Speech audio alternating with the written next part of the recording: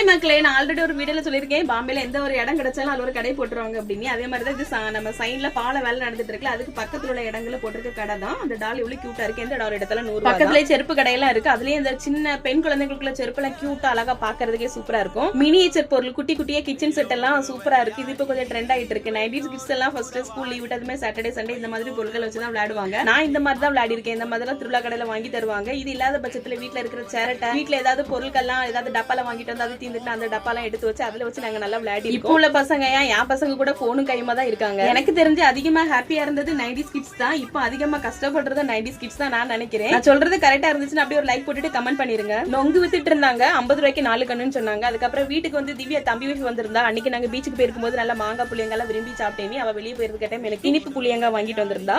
இந்த மாதிரி யாரெல்லாம் உங்க தம்பி வைஃப் இப்படி வெளியே போயிருக்கும்போது உங்களுக்கு பிடிச்சதெல்லாம் வாங்கி கொண்டு தருவாங்க. வீடியோ பாக்குறவங்க மறக்காம கமெண்ட் பண்ணுங்க. இன்னொரு வீடியோல பார்க்கலாம். Tata bye bye. See, thanks for watching.